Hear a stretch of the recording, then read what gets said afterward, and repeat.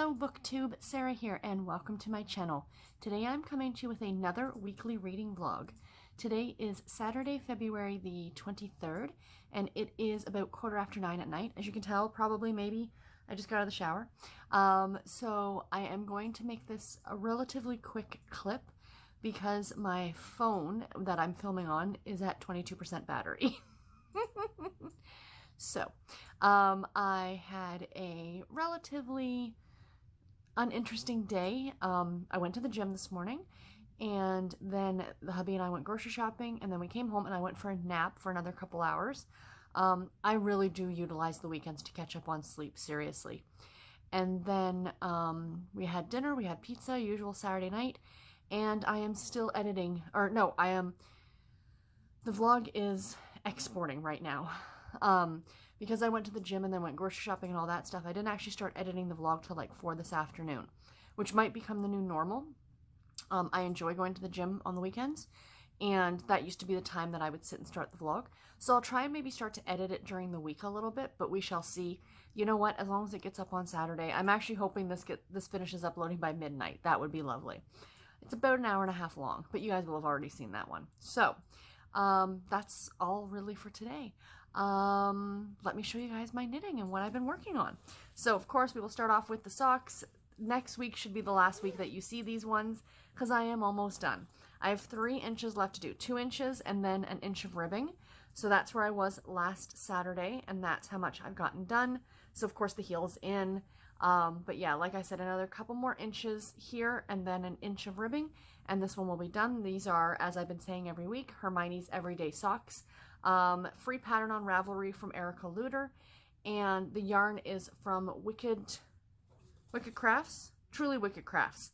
And the colorway is called Gobstopper, but to me it is very, very Easter. So these will be done in time for Easter, which is super exciting. So yeah, so those are the socks that I've been working on. Everything that I've been working on got a little bit of love this week. Some items more than others, like for example the socks got, you know, quite a bit of work done on them. So throw those back over there. I'm throwing them at my husband. And I am halfway through a row. So this is the Uncomplicated Sweater by Alicia Plummer. This is it's going to be a pullover, but right now I'm knitting it in like flat, like back and forth. You can see it's not joined, because it's kind of got a bit of a V-neck, so you do that for a bit and then you join it. I'm almost at the point where I'm going to join. I'm about 10 rows from doing that. But yeah, that's what I've got so far. It kind of reminds me of a strawberry with the yarn, because you're getting these little flecks in the red. Do you know what I mean? So I'm really, really loving this. So yes, this is a tweed yarn. The yarn is meant to look like that. The yarn is from, of course, Knit Picks, and it is their tweed sock yarn, and the colorway is called Garnet, which is a beautiful red. And I'll show you guys this here. I did not get a lot done on this one since last week, but that's where I was. So I got about 5 or 6 rows done since the last time I showed you. I plan on working on this all day tomorrow and then over the next few days, so I should at least, I'm hoping I'll have it joined at that point, like here. And I'd really love to have the sleeves on hold, but we shall see how quick I can get that done. So yeah, so that is that I'm working on. It's all twisted around. Do you like I have a couple yarn bowls. This isn't truly a yarn bowl, but my friend Jessica gave it to me at Christmas. What a great Christmas gift, right, guys? As you know, I am big into Halloween. So, you know, this is kind of appropriate. And it's a bat cat. So it's a cat. But it makes a perfect yarn bowl, don't you think? This big oversized mug. So yeah, so there's that. Let me put this over here so it doesn't fall on the floor. The other sweater this one just got a little bit of work done on it as well. And this is the Comfort Fade Cardi by Andrea Mowry. So I don't have the pattern in front of me for the Uncomplicated Sweater. It's just a pullover with a little pocket. So, but that is the Comfort Fade Cardi. Isn't that beautiful?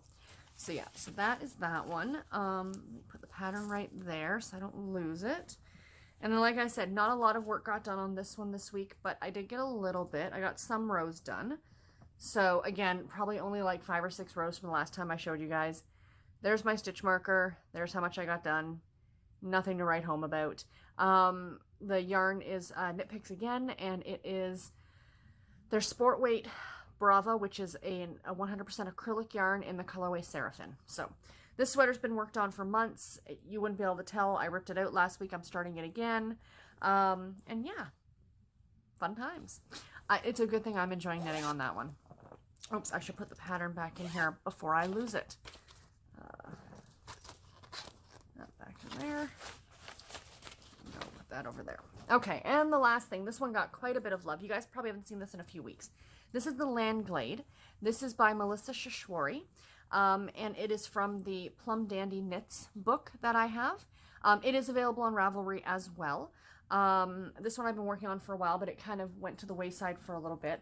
So this is another pullover, if you can't tell. Sorry, the color's like totally like washing out. So that's the sweater so far. Like, as you can see, I have the sleeves on hold. These stitches here will eventually be picked up and will look a lot nicer. Like, they're not going to roll like that. They're going to have a little bit of ribbing, so they won't roll. But the last time I showed you guys this, which was probably a good month and a half ago, I was there. So I've gotten all this done. I'm literally just knitting around and around right now doing the body. I have about 5 more inches to go, and then I pick up the stitches for the sleeves. So the sleeves, what makes this sweater special, is the sleeves have this beautiful, come here, this beautiful lace pattern down the side. Isn't that lovely? So that's going to go all the way down the sleeve. So it's going to be really, really pretty. But yeah, I really, really love this sweater, and I love the color. This is another Knit Picks yarn. I do love a good Knit Picks yarn. Another Brava, so this is another 100% acrylic, and it is, this is the worsted weight, so a thicker weight yarn than the other first two that I showed you. And the color is called, is it Marina? Cornflower. It's called Cornflower, in case you're curious. Absolutely brilliant blue. I mean, what you're seeing on camera is the color that it is, pretty much. So yeah, I just think it's going to be spectacular when it's done. And I cannot wait to wear that one. So yeah, so that is all of my knitting for this week. Let's get into the books. So reading wise, my audiobook, I started a new audiobook today, but I did not get a lot done on it. Like I said, I was kind of busy. I'm tending to read ebooks now when I'm at the gym. It kind of keeps me focused on what I'm doing, or it keeps me not focused on what I'm doing, I should say. I'm not watching the clock, whereas I would with an audiobook or something like that, because you're still looking around. But I did start today, gosh, I meant to look before I sat down. All He Ever Needed, or All He Ever Wanted. Now I have the NSYNC song in my head. You guys know the one. You guys have it in your head now too, don't you? Want you back, da-na-na. You guys know if you're of a certain age. If you're not of a certain age, I will leave a link to the video in the description box below. Yeah, I Want You Back by NSYNC. I've got that now in my head. But anyway, yes, so this book is called either All I Ever Wanted, or All He Ever Wanted, or All He Ever Needed. The first book is called one thing, and then the next book is called another thing. And I'm sorry, I can't remember which one. The proper picture will be up here, so you guys will see. So this is a story about Mitch Kowalski. So the first 3 books in the series, was it 3 books or 4 books in the series, followed the 3 main Kowalski brothers, Joe and Kevin, and then was it their cousin, I think? I can't remember. But now we're getting into the cousin's story. So this takes place in Maine, and Mitch hasn't been back in town for a couple years. He's a demolitions expert, and his younger brother runs the family lodge that has been in the family for generations. And the brother broke his leg, so Mitch has come back to kind of look after him and help take care of the lodge. And it's like a bed and breakfast kind of a place. And he immediately from the first page, like from the first page of the book, no pun intended, he meets a woman by the name of Paige. She runs the local diner. She is new in town. It's a very small town where everybody knows everybody else. So, of course, somebody new is definitely going to be on his radar. So, you know, I'm only about an hour into this audiobook, but I am enjoying it so far. It's not terribly long. I think it's less than 7 hours on audio. So I'm hoping, I don't know, I just find my audiobook listening time isn't as much on the weekends now. You know, I try to do it while I'm editing, but I think because this afternoon I was kind of rushing a bit to try and get the editing done, it wasn't a leisurely pace like it usually is for me. So I hope to get a lot more of this listened to tomorrow. I am almost done, but I wanted to sit down with you guys before it got too late. But I am almost done The Scandalous Suffragette by Eliza Redgold. I am really enjoying this one. I talked about this one on my last vlog, but in case you're new, this is the story of a woman by the name of Violet, and it takes place in London in the 1918 time period, when women in London, England, are trying to get the right to vote.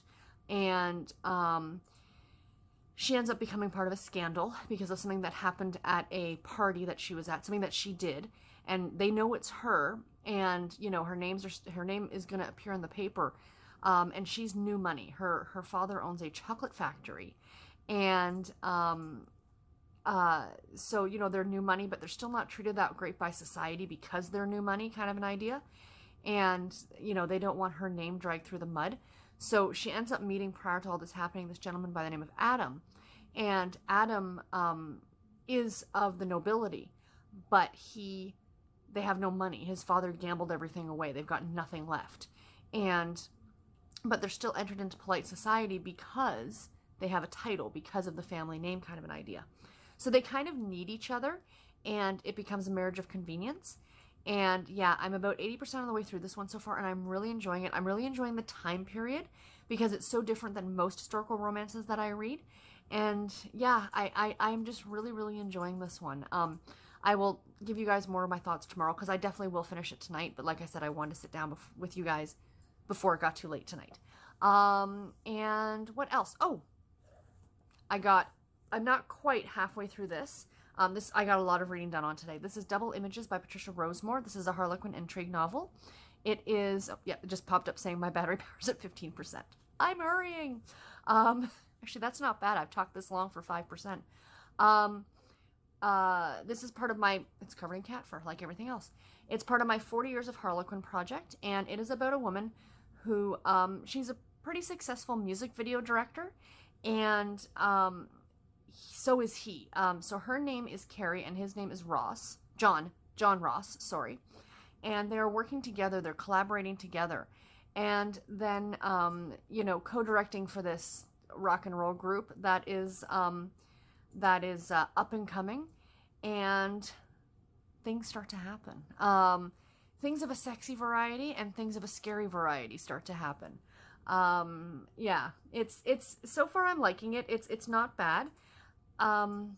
Not loving it, but it's enjoyable. It's an enjoyable enough read, but I mean, it's an easy read. I got that much finished already today. So yeah, it's fun. I'll have more thoughts on it tomorrow. I'm hoping to get, like, not quite finished, but I'm hoping to get at least, like, that much more of it read tomorrow. So that'll probably be one of my big reads for tomorrow.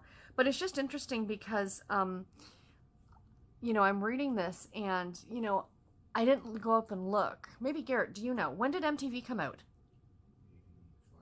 80. Okay, so 85-ish. So this is my 86 book. So MTV was still a new thing. So, you know, I kind of love that they're playing off of that bit of pop culture. And the fact that, again, it's just, when I read these, I have to think, like, could you translate this to modern day? You know, that the tapes that she had done or stolen, you know, like, nowadays, like, do people of, like, a younger generation know what a videotape actually is? Do they know what a VCR is? Do they know what a DVD player is? You know what I mean? It's like my generation, you know, I know of 8-tracks, but I've never really seen one. You know, or with, you know, record players becoming the big new thing. But yeah, that's kind of part of the enjoyment of reading these is wondering how they would translate, you know, the storyline, how it would translate into modern day. So yeah, so it's fun. But I got a kick out of it. They're talking about her in the book and how sexy she is and the clothing that she's wearing. And I thought, well, they didn't really dress her well on the cover because she's pretty covered up and conservative on that cover. And I mean, so is he. And they're both supposed to be like these very, you know, up and coming music video directors. So they don't look the part to me. But whoops, and I'm dropping stuff. But yeah, so I am enjoying reading that one quite a bit.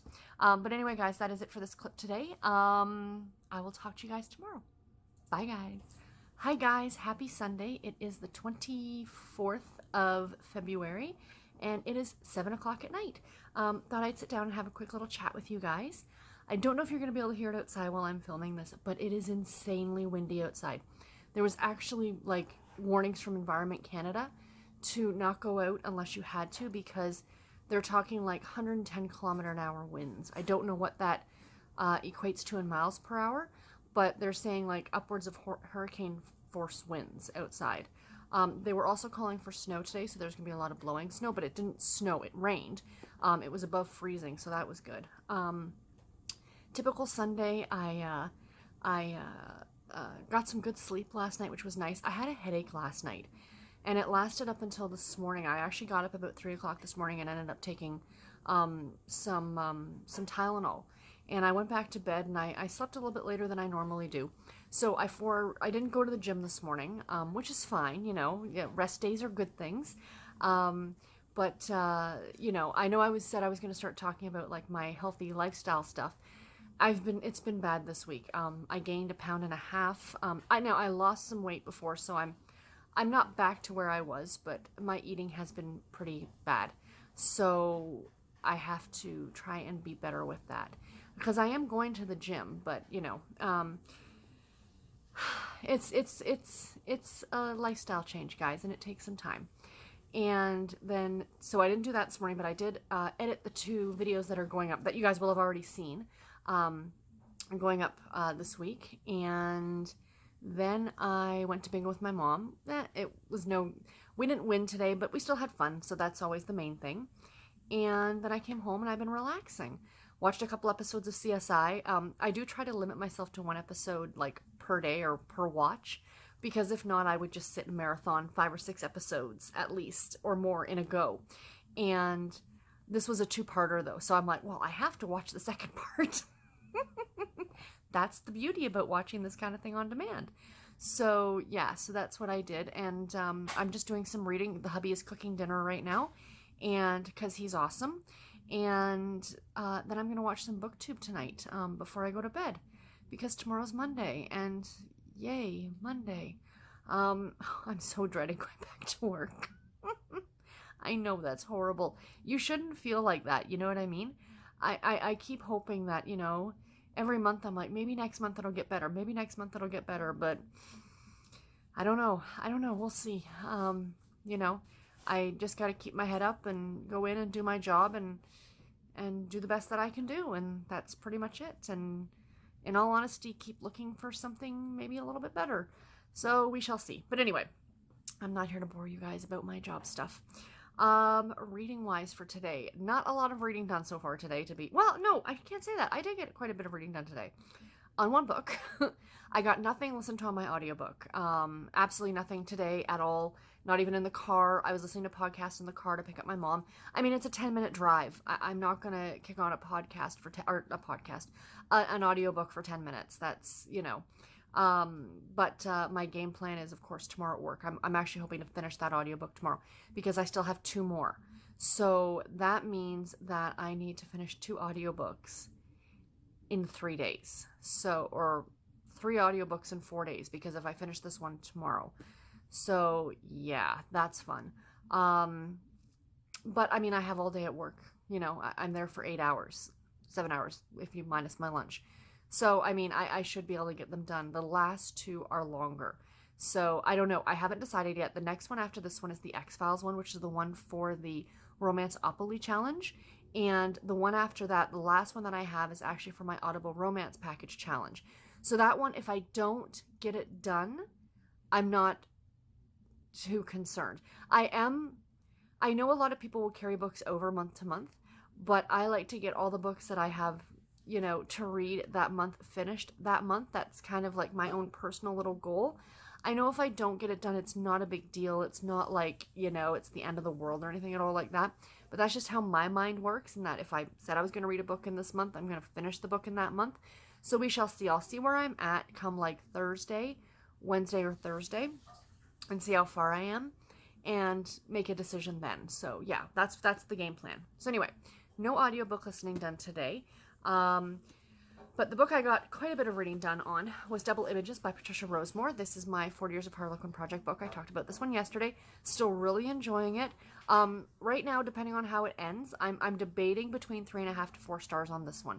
It's been really intriguing. I mean, it's a Harlequin intrigue.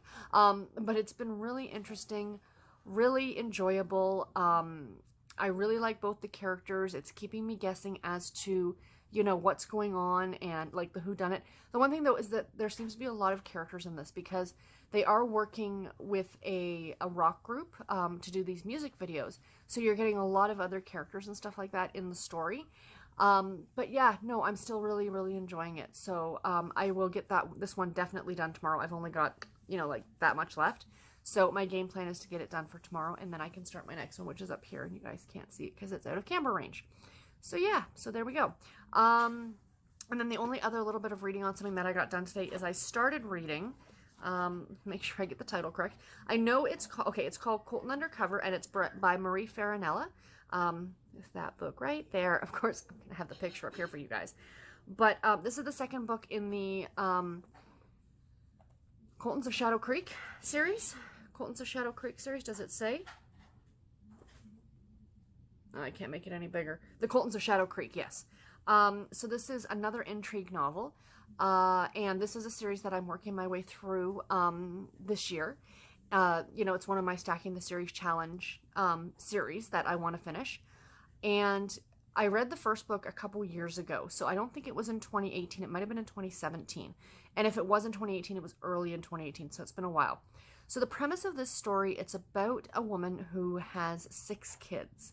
And the children are now all adults. So each story is about a different one of her children.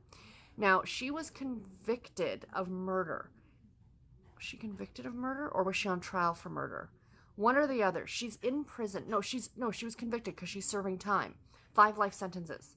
Yeah, that's a little bit of time. And she has escaped from jail. So there are various law enforcement officers trying to find her and, you know, bring her back to jail, essentially. So each of the stories are kind of following one of her kids and, you know, trying to find out what it is that they know. So I'm only about 10% of the way through this book right now. I do plan on getting some more reading done on it tonight.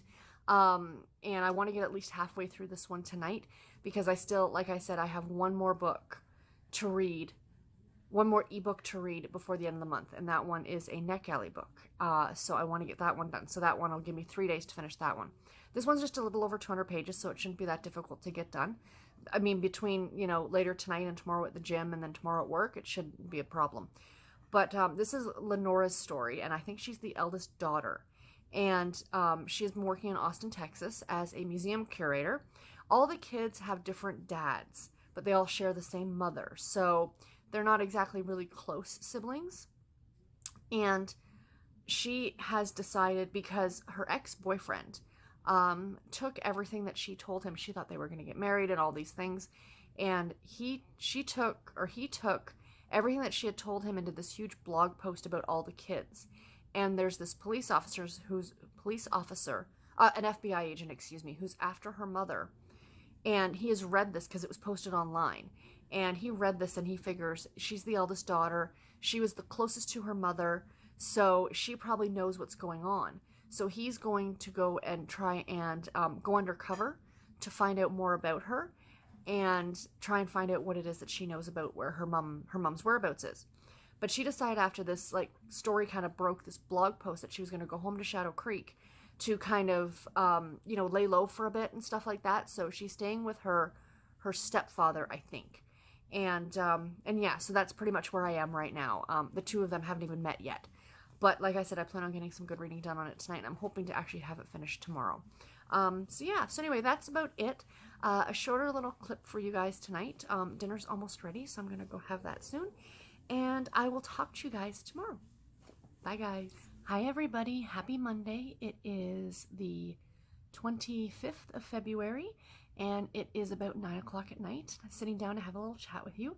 I just finished my last book of the night, and I thought this would be a perfect time for me to sit down and chat with you guys. I finished 4 books today, you guys. Everything on my currently reading shelf that was on there earlier today is all now gone, and they are all done. So yeah, 4 books in a single day. Now, of course, you guys know I did not read them all from start to finish in a single day. I've been reading them over multiple days, but yeah, so I might as well just jump in and get started and tell you guys about them so this little clip isn't horribly long. So the first book that I finished today was, what book was it? Colton Undercover by Marie Ferrarella. This is the second book in the the Coltons of Shadow Creek series. This was really good. I enjoyed it quite a bit. 3.5 stars. I mentioned this one yesterday. It's about a woman who, they all come from like a family of, they're all half siblings with each other, and their mother, like they all share the same mother.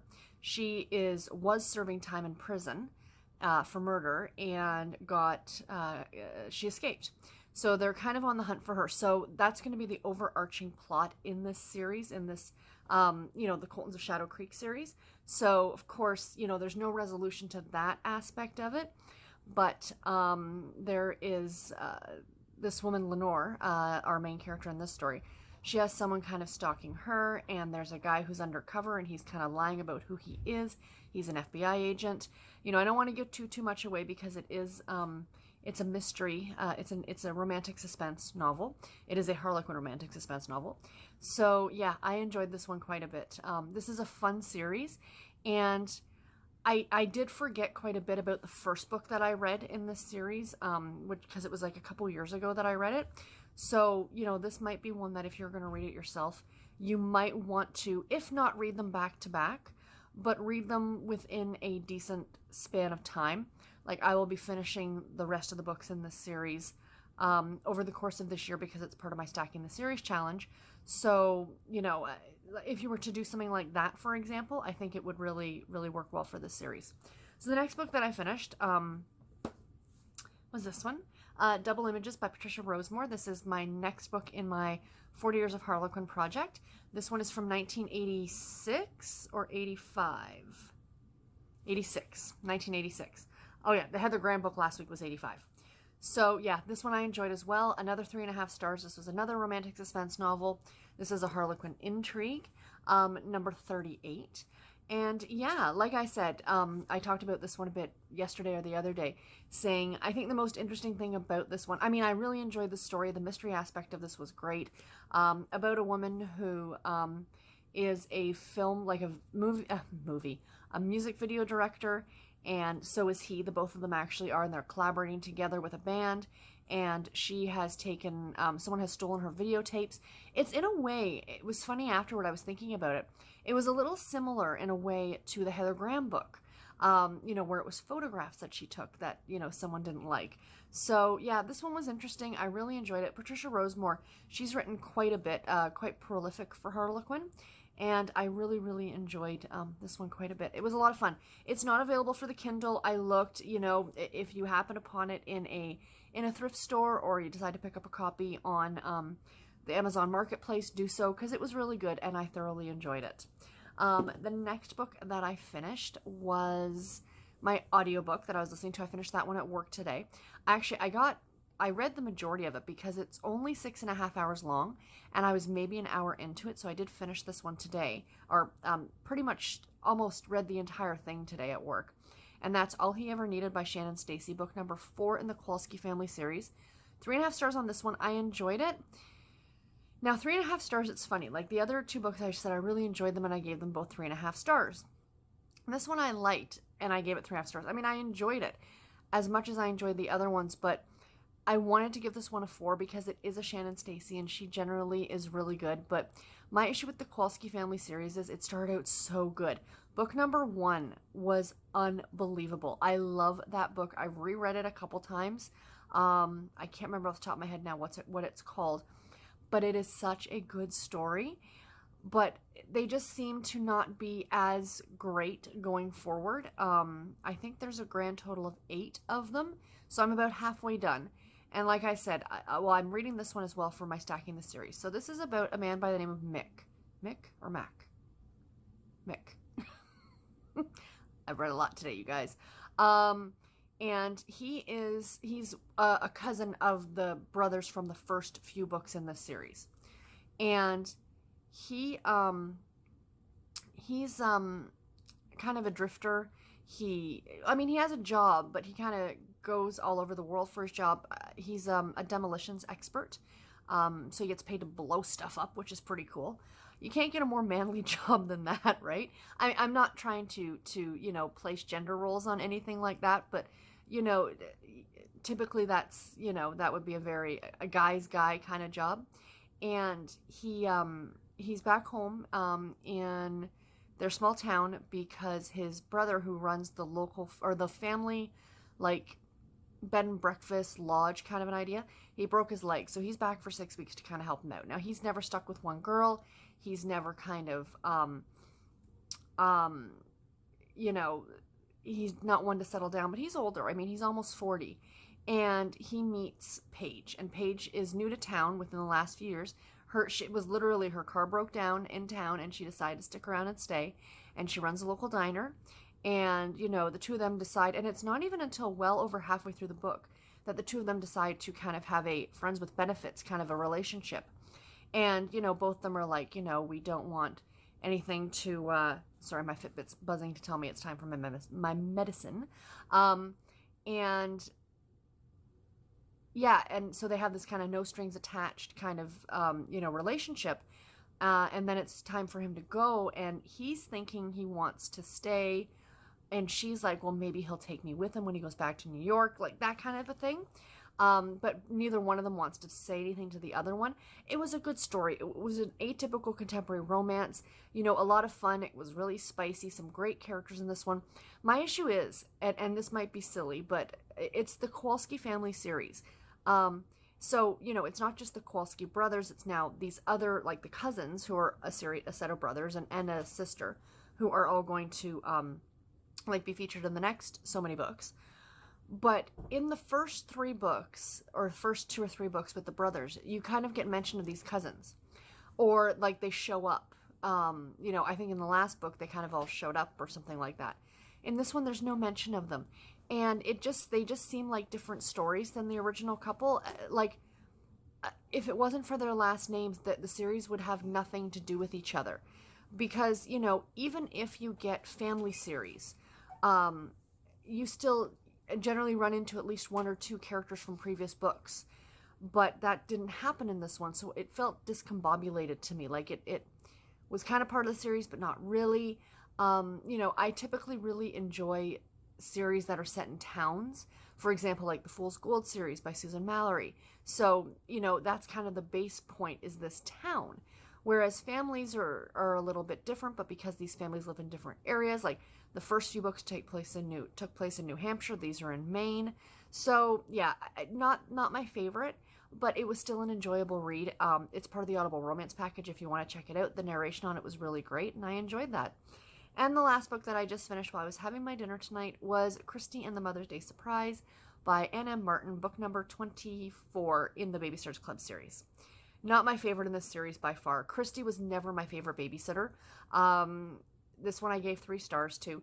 Essentially, the babysitters kind of get together and do this whole thing for all the mums that they babysit for, where they take the kids for the day and take them to a carnival, and out of their money out of their own pocket, kind of an idea, just as a thank you to these people that they babysit for, which is kind of nice. And then, it's the lead up to, no spoilers here if you've read the series, that Kristy's mom and stepdad adopt a little girl from Vietnam, a little 2-year-old, so you kind of meet her at the very end of the story. And yeah, again, not one of my favorites, but I mean, it was enjoyable enough. Stacy came back from New York for the weekend, which was really fun to see her again. And I realized how much I'd missed. I haven't read one of these in a while. And I kind of missed reading them. So I'm glad to be jumping back in, and I'll be going right up to the next book. I'll be reading the next book, starting probably tomorrow. I'll be picking that one up to do a few chapters every night or so. And then that's worked out quite well, and I'm enjoying it. But anyway, guys, that 10 minutes. I did better than I anticipated. But yeah, so that's really all I have to talk about today. It was a typical Monday at work. I kind of had a little snafu at the gym today. Funny in retrospect as I thought about it, but I kind of had a little bit of a panic moment because like they have lockers, right? I have my lock, like a locker on, like if you had a locker at school, like that kind that you twist the knob and go to the different numbers, and one of these, essentially, these puppies. And I had it on my locker, and I finished my workout, and I was gonna go grab my purse and my bag and go into the change room and change, and it popped open, but it like gave me that much clearance to try and open it, like this is just easier. So like it popped up, but this piece barely came off of here, like it wouldn't come out, and it was locked. I couldn't turn this, I couldn't pull it up, I'm trying to twist it. Finally, some nice gentleman at the gym came over and helped me, and he just kind of cranked it really hard, and he was able to, it actually broke. Like you heard it break inside, you know? And he did apologize. I'm like, no, you got me my purse and my car keys out, I'm happy. Because I started to think, oh my gosh, am I going to have to call a locksmith or something to break it, or lock cutters or something like that? So anyway, when I got home tonight, I had to go over to Walmart to go pick up a prescription that I had. And so I bought another lock. So the first lock that I had actually came from the dollar store. So that'll teach me. Don't buy a lock from the dollar store. I'm just so thankful I was able to get into it. So yeah, so I've got this now. So when I go tomorrow, I can obviously, you know, go ahead and use that lock. And then the other thing I bought at the Walmart, because I had to walk around waiting for my prescription to be filled, is I bought some more of these. These are the little tabbies, little sticky post-page tabs. I like using them, as you guys know if you've seen. I put them in my books that I read every week, so I know how much I need to read every day. And I have to get this one set up. Like that one's starting tomorrow. I'm going to be reading that one. But of course, the Pride and Prejudice that you guys have seen in the background from the last little while, which I didn't realize I have a copy of Pride and Prejudice. Dum dum. I have this edition as well. So, you know, I can pick and choose. No. This one's nice. The print on this one is really tiny. This one, it's small, but it just doesn't, oh, this is really small too. I just kind of like this edition better. I just think it's prettier. So I really hope I like this book, because I didn't realize that I had a copy of this. So I'll put that one back up there. But starting on Friday, Steve's doing, out of his many read-alongs that he's doing in March, one of them is reading through Pride and Prejudice. And I want to stick my little tabbies in for however much I need to read every day of this book to get it done in the month of March. So this is one I didn't talk about in my my TBR for March, but yes, this is definitely one that is getting read in March, and I'm really excited about it. I you know, getting a little bit of it read every day, I think, is gonna make a big difference in how much, in, you know, me actually being able to finish it. So that's one of my game plans for tomorrow, is to put my little tabs in there, and yeah, so I can read this one. I think I might use blue to set off, like the pretty blue. These are the things I think about. Your bookmark needs to match your book, as does your little tab sticky thingies if you're doing that. So yeah, so okay, now I've rambled for another 4 or 5 minutes, so I will let you guys go, and I'll talk to you tomorrow. Bye, guys. Hi, guys. It is Tuesday. It is February the 26th, and it is about 10:45 at night. So I thought I would sit and have a little chat with you. This might be a little bit longer. I'm going to talk about a couple things that I've been kind of keeping quiet about for the last few weeks. Nothing to do with the channel or, you know, anything like that. It's work related, but I've kind of been just kind of let you guys know that you know, kind of what's been going on. I've been vague, just saying it's been really stressful. So really quick explanation for those of you who might be new. So I work customer service for a manufacturing company here in Toronto, and we have customer service in Toronto and in our Buffalo facility. So at our Buffalo facility, there are the 4 girls that work down there, and then here in Toronto, there is me and my coworker.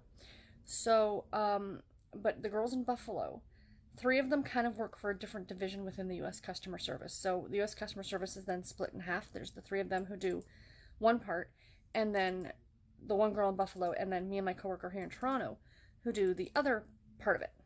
It's the easiest way to explain it. Of course, I don't want to get into who the company is and all those things, but anyway. So we have had a really rough go of it for the last 6 months. Back in September, they launched a new computer system that's still not working properly. Stuff's just been a mess. I was off work for a month last fall, like November into December, on stress leave because it was that bad.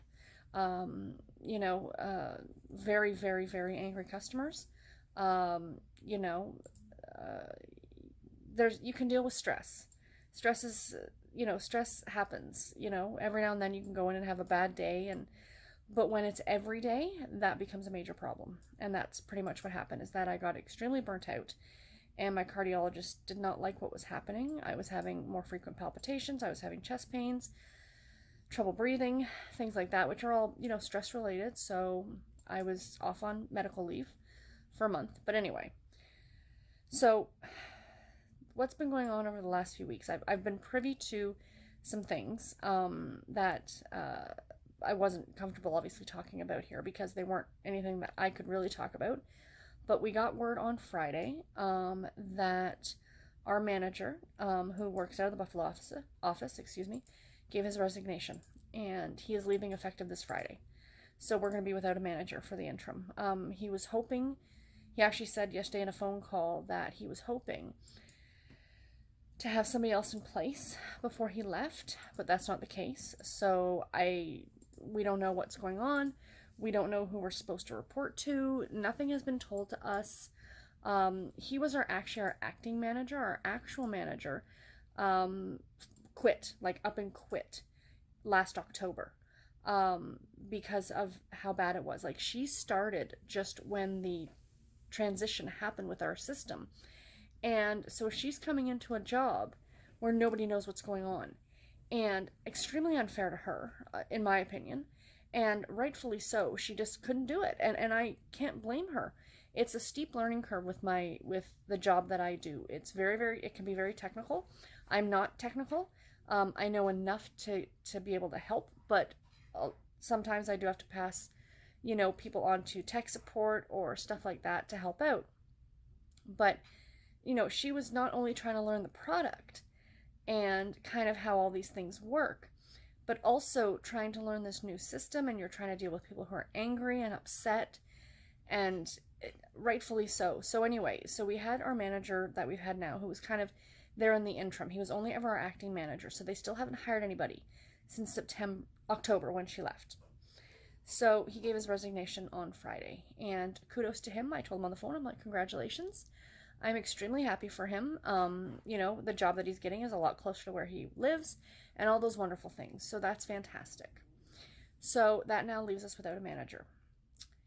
Then I just found out today officially that the guy that my coworker, the one that I sit beside in Toronto, has given his resignation, and he's leaving on this Friday as well. So that leaves me by myself in U.S. customer service in the Toronto office, and leaving the 4 girls in Buffalo without a manager. And we've essentially lost, not only have I lost, he's a friend. He's a good friend. And I'm going to miss working with him every day. Your coworkers really do make a big difference. I mean, there are other people. It's not like an office of 2 people. There are like over 100 people in the building, but I just happen to, we're the only 2 who did the U.S. customer service. The Canadian customer service is right beside us. So I've got people over there to talk to and things like that, but it's a bit of a different ballgame when you're talking a different part of the continent, essentially. So anyway, I'm going to miss him as a person, and his knowledge. He was with the company for close to 12 years. He knew his stuff. He came from the warranty department. He's very technical. He's an asset to the company that he's going to, in my opinion, and I'm really happy for him. But my life at work is about to ricochet off the stress level, factor. Because a lot of his accounts know me, and, they're going to come directly to me for answers. And he had some very demanding customers. So do I. So, now you're talking literally 2 people who are covering the entire U.S. market. Yeah, we need at least double that. Maybe even 5 people to do the whole U.S. market. Like, we've been saying this for years, that we need more bodies. So the one little bit of shining light is that we have a temp in Buffalo who was brought in just after I took my leave of absence. And she's kind of doing a lot of the admin stuff. And from my understanding is that she's going to be trained eventually to do what we do. But again, very steep learning curve. So yeah, it's going to be difficult for the next little while. Part of me keeps hoping if you can just hang in there for another 6 months or so, it's going to get better. You know, we can't sustain this. So, you know, sorry, I'm just venting at this point. But the one little bit of good thing for this week is that I am actually off on vacation, because our manager did know that my coworker was pursuing this opportunity, and the fact is he was pretty much, without signing the paperwork, hired. I talked to my manager and I said, listen, I've got 3 weeks of vacation this year to take. With him leaving, vacation might be null for the next few months, or the next month, couple months. You know, I don't want to leave just my girl in Buffalo by herself, you know? So I said, can I take 4 days this week? So I've been off today. I'm off tomorrow, Thursday, and Friday. Yay. And then I'm back again on Monday. So yeah. And I have put word out there that I don't know if I want to stay. I want to stay with the company, and I'm going to maybe try and see if I can pursue an opportunity within the company, but to move to a different area. So we shall see. I'll keep you guys updated on that as that kind of works out. We shall see. I don't know yet. A lot of stuff is up in the air. It's just that what I found is not only is it the stress level, but we're not getting the support from upper management. And that's really, really frustrating. So yeah, they seem to think everything is hunky-dory and everything is working fine, and it's not. And you know, I'm hoping that maybe by realizing that not only our manager, but a very key team player is leaving, that they might wake up and realize that there's a problem. So anyway, sorry, 10 little minute vent there. I do apologize. Let's get on to the reading for today, and let's think about good things, shall we? And the fact that I'm on vacation. I am on vacation, but I did go to the gym today. I'm very proud of myself. I did an hour on the treadmill. I try and do that on the days I don't have to go into work, because I have more time.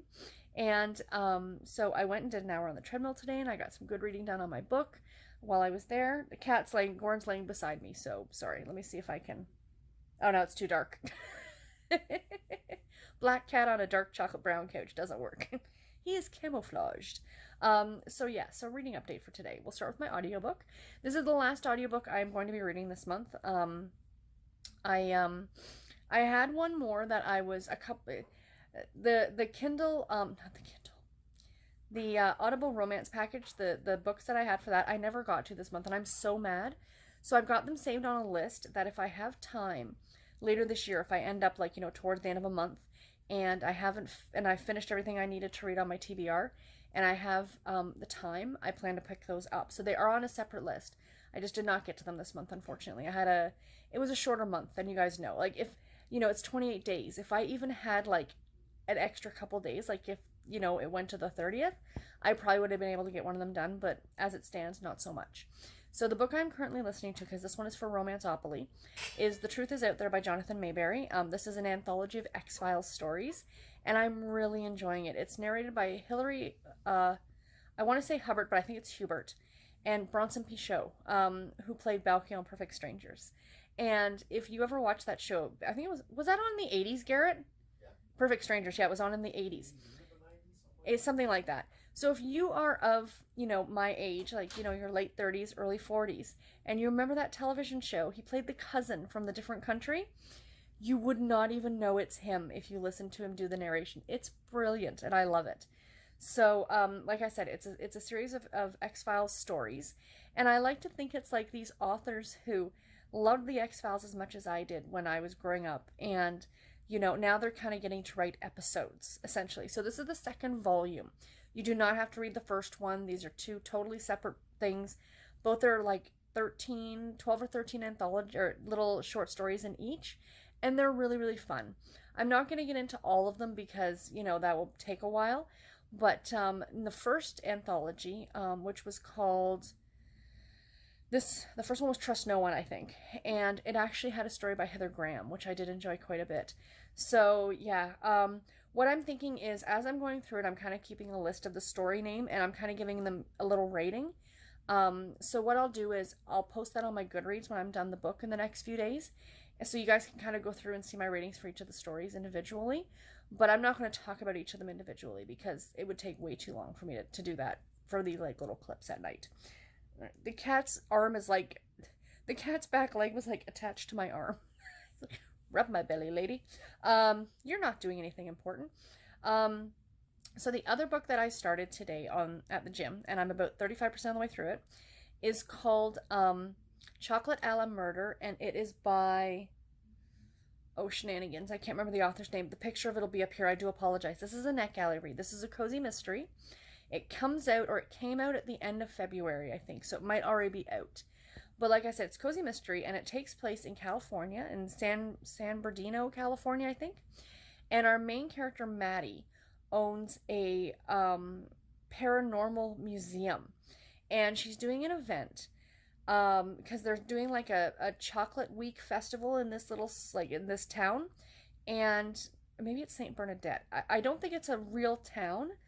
I could be confused. My geography of California is not that great, but so she's doing, so for this week the town is doing like this chocolate festival, and she's kind of doing the same thing. She's having a woman coming in doing tarot card readings that are like, the tarot cards are not made of chocolate, but the images on them are all chocolate related, and there's gonna be like chocolate fountains, and so she's ordered this chocolate from this new company, this very kind of hoity-toity chocolate factory, I guess, and the order wasn't delivered, so she goes over to find out, where's our order, and finds one of the co-owners dead. He was drowned, it looks like, in chocolate. So the story's kind of going from there. This has some key points that are in most cozy mysteries. The more cozy mysteries you read, I find the more like check boxes that they tick off kind of an idea. You've got a single woman who has an animal. In this case, she has a cat. The cat supposedly detects ghosts, and the cat lives in the museum, not with her. And she's kind of got kooky, like her mother's a little kooky. She's got some good friends. She's dating the local cop, which is, it seems to be another check box that is ticked off for cozy mysteries. At least I'm finding now, like in the Hannah Swenson series, she's dating the cop. In the one I just read, No Good Tea Goes Unpunished, she has a thing for the local cop. They haven't started dating yet. But I guess if you're going to be an amateur sleuth, you want to get the local police department in your back pocket. And perhaps by dating them, that helps. But of course, these are clean stories, right? So that's part of the fun. But so far, like I said, I'm really enjoying it. This is really cute so far. What I like about the friendship that she has with her two friends, I think it's Adele and Harper are her two friends. And Adele owns the store next door. It's like a tea shop, and they have a connecting door between the two businesses. But Adele doesn't seem to be like that kind of friend. Adele is like the kind of friend that you kind of have because of a close proximity, or maybe you've known each other for a while. But Adele seems like the kind of person who's like all about her, and it's all about her wedding. And at one part of the book, there was a hit and run, so she was almost like hit by a car. And Adele's more focused on like her wedding, so she's like that kind of a fair weather friend, whereas Harper seems to be more of a true friend. You know what I mean? But yeah, so far I'm really enjoying this one. It's really cute, and I kind of really like the paranormal museum aspect of it. That's kind of a fun, theme for a cozy mystery. So yeah, so I'm enjoying it so far. And that's really all the reading I got done today. I have started reading. I'm only about 10 pages into my 40 Years of Harlequin project book. I'll talk about that one tomorrow. And tonight before I go to bed, which probably won't be for a while, I clearly needed to catch up on sleep this week, and I think that's part of what I'm actually going to do as well, along with some of the various knitting things that you see behind me, and reading, of course. I went to bed last night. Gosh, what time did I get to bed? I think it was like 11:30 last night, and I woke up, my alarm went off at 6 because I forgot to turn it off, so I'll have to remember to do that tonight. And it went off at 6, and I finally got out of bed about 6:30 because I figured, okay, I'm kind of awake now. And I went to the gym, and then I took my mom out. My mom had to go get some blood work done and stuff like that, so I took her out to do that, and we went to Walmart. And then I came home, and I was so tired, and I said to my husband, I'm just going to lay down just for a little bit. A little bit became 2.5 hours. So I slept from like 1 o'clock till 3:30, almost 4 o'clock. So yeah, I slept for a good long while. But clearly I needed it, and I am tired now, so I figure I'm going to try and get to bed within like an hour or so, but before I go to bed, I'm going to do a little bit of reading on Marianne and the Search for Tigger, which is book number 25, I think, in the Baby Search Club series. So I've got that one to read next. That's very exciting. Anyway, guys, that is it. This is a bit of a longer clip because I did have that little discussion at the beginning, so I do apologize. But yeah, if any of you who live or in the city of Toronto area, Scarborough, who are looking for a great customer service rep with 20 years of experience, please let me know. Like I said, I mean, my ultimate goal is to stay with the company. It can't sustain itself. It can't last this long. But, you know, you really should always keep your eyes and ears open because you never know when something better suited to you might pop up. So, yeah, there's just my little public service announcement for the day. Anyway, guys, I will talk to you tomorrow. Bye, guys. Hi, guys. Happy Wednesday. It is the 27th of February, and it's just after 9 o'clock at night. Just coming to you with a quick reading update for today. Garrett's here clicking away in the background playing World of Warcraft. Say hello. And he's multitasking, and I think he's also watching the hockey game. Leaf game. Whatever. It's hockey. It is. Yeah, okay, there you go. So, first of all, even though I know she doesn't watch this, happy birthday to my little niece. She is 9 years old today. I don't know how that happened. When Garrett and I first met, because we met 10 years ago in May, right, dear? Yes, 10 years ago in May. It was over that summer that we found out that she was pregnant. And I'm like, there's no way she's 9. And it keeps blowing my mind that him and I have been together for 10 years. Married for 9 this year, but we met 10 years ago. So it's just weird how time flies, doesn't it? You know, people told me your 20s go by quickly, and they do. Your 30s go by even faster. So anyway, so happy birthday to my little niece today. And what else today? Oh, we got a snowstorm. That's always fun. Luckily, I'm on vacation, of course. I mentioned this yesterday.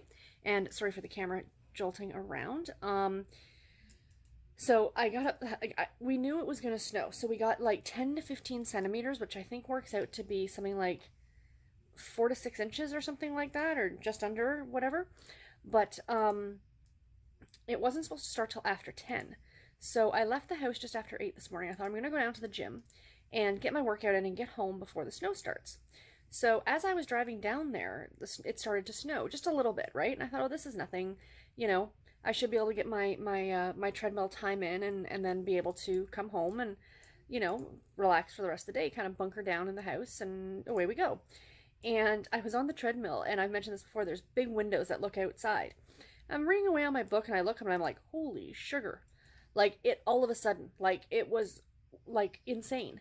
And so I kind of cut my workout short, and I decided I'm just going to head home because there's no point in trying to navigate the streets. And by the time I got out to my car, I had this much snow on it. And driving home, it was literally whiteout conditions. I could not see a few feet in front of my car. So it was a little harrowing to get home. Luckily there were not a lot of other vehicles on the road going the way that I was going, because I was going the opposite way. We live not in the city, we live like outside of the downtown area, but everybody heads west from where we are to go into the city to work. Whereas I live from the gym, I have to head back east. So I was going the opposite way of rush hour traffic, so that was good. You know, I much prefer to kind of be on my own on the road when it's like that, because I don't have to worry about, you know, other vehicles and stuff like that. So I was a little bummed though, because it was so bad. I didn't want to stop at McDonald's or anything and get my coffee. So I ended up stopping at Tim Hortons because it's a lot closer by our place, by our house. And I stopped there because I had got him a tea and I got me a coffee. And I'm sorry, it's very un-Canadian of me to say, but I cannot stand Tim Hortons coffee. It's gross. So anyway, I doctor my coffee up so much. It's more creamer than coffee, really, to be completely honest. So that was my morning. I came home and just kind of hung around here all day. I got some knitting done. I got some reading done on my audiobook, but I have not done very much reading on my ebook or my print book, because I've been busy like watching BookTube, and I'll be honest, I got busy watching CSI. I think I watched like 2 or 3 episodes this afternoon, so Yeah. But that's okay. It's not that big a deal. Tomorrow's the last day of the month, so I'm over 50% on my ebook. I'll talk about that one in just a second. So for my audiobook, first of all, I'm still listening to The Truth Is Out There, edited by Jonathan Mayberry. This is the X-Files anthology, and I am so enjoying it. It is so much fun. I was mentioning to my husband this afternoon because I was sitting here listening to it, and I've mentioned that the narrator, it's two narrators, it's a male and a female. The gentleman is Bronson Pinchot, I think that's how you say his name. He played Balky on the TV show Perfect Strangers with this very thick, kind of from another country accent. Like, I don't think it's ever actually said what country he's from. Or maybe it was a made-up country. I can't remember. It was made up. It was a made-up country? Okay. Or maybe it's just a made-up part in, like, the Balkans or something. Something like that, yeah. But anyway, if you guys know the show, you know what I'm talking about. So, when he narrates this, like, I encourage you to go on Audible and listen to you get like a 5-minute like clip to test it out. Just if I think it's him, but it blows your mind. But then there's one of the stories I was listening to, and in the story he was like, they kind of go back and forth with the narration. She'll narrate one story and then he'll narrate another one. And there was one that he was narrating, and there was a older Southern gentleman character in this story. And the voice, hands down, I thought it was Morgan Freeman. And it was him doing, like, he is such a good voice actor. It's really, really enjoyable. So, much like the television show of The X-Files, all the stories are just a little bit different. They're not necessarily all about alien abduction. Some are about ghosts. Some are about missing people. Some are just about, like, phenomenon, like different kind of psychic and weird phenomenon. Much like I said, much like the television show, where it just didn't go with the whole alien conspiracy thing every episode. They often had monster episodes, or they had, like, you know what I mean? And they span so much time. Like, some of the stories take place like when Mulder and Scully first meet, and then another one took place like after they were married, and things like that. So I mean, it kind of spans a big chunk of time. One of the stories is about Mulder as a young boy a few years after his sister was abducted. So, I really love the fact that the authors on this really had a lot of creative license with it. And it's been a lot of fun. And I'm really enjoying it. I've got about 5 hours left on it. It's a 13-hour long audiobook, so I will definitely get that finished tomorrow. That's my goal. It's the end of the month. Tomorrow's the last day of the month, so I got to get it finished. And yeah, if you are an X-Files fan, I absolutely recommend that you pick up this and the first anthology. I think there's actually a third as well. So that will definitely be going on my list to listen to. And what it's also really made me do, even though right now I'm kind of working my way through CSI, I think once I'm done CSI, I was going to jump right into CSI New York, but I think I might go ahead and marathon back through the X-Files again on Netflix, because it is still just a favorite television show of mine. So anyway, so that is my audiobook. My ebook I'm still listening to, or reading, excuse me, is called Chocolate a la Murder. And it is by, I didn't say the author's name yesterday. The picture will be up here, but I still feel bad. Oh, I've got to plug this thing in to charge it. Is by, sorry guys, bear with me just a second here. I'm just checking my Kindle. Sugar Pops. Where did it go? Let's go here. Chocolate a la Murder by Weiss. I can't read the name, I'm sorry. Weiss is what I can read off of my Kindle. Sorry, the picture's really small, but because it's a NetGalley book, I don't necessarily get the cover. I get that Kindle cover. You guys see that? Yeah, that's not fun. So anyway, I'm enjoying this one. I'm a little over 50% of the way through it. I will finish it tomorrow. That is my goal. The roads are okay. I went out tonight to go back to Tim Hortons to get somebody an ice cap. Corn. Yeah, no, it wasn't the cat. I assure you it wasn't the cat. I know. He likes to lick the condensation on the outside of the cups. I know, he's weird. Cats are weird. So this road should be plowed tomorrow. So my plan is to get to the gym again tomorrow. I'll get a good part of that read at the gym, and then I'll finish it off tomorrow afternoon. So I will be able to wrap that up for you guys tomorrow. And, the other book that I got, speaking of cats, the other book that I got a little bit of reading done on today was Marianne and the Search for Tigger, which is book number 25 in the Babysitters Club series. Right away, I'm already mad in this book. And I knew I was going to be, because I knew the premise. Now, I haven't read this one since I was a kid. The first few books in the series, like up to book 10, I have reread, several times. But going this far into the series, I've really only read the books the one time when I was younger. And in this one, the premise is exactly as the title sounds. Marianne's cat Tigger goes missing. So it's a kitten. It is said that this kitten doesn't get any older through the entire run of the series. She's always, is it a she or a he? It's a she. She has always just said that, she is a kitten. She never gets to be a cat. And, but anyway, Marianne's got the cat outside. And then she goes to the Babysitters Club meeting and comes home and Tigger's gone. And as a pet owner, it makes me mad. I'm sorry. If you want to disagree with me, that's fine. But in my opinion, cats are not outdoor animals. They belong inside. I know different countries, or different cultures and things like that. At least here in North America, your cats tend to be indoor animals. And there's just so much danger outside. They could get hit by a car. They could be poisoned. You don't know what kind of horrible people are out there.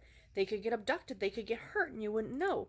They could just run away and, it's just, I've never agreed with having an outdoor cat. That's just my opinion.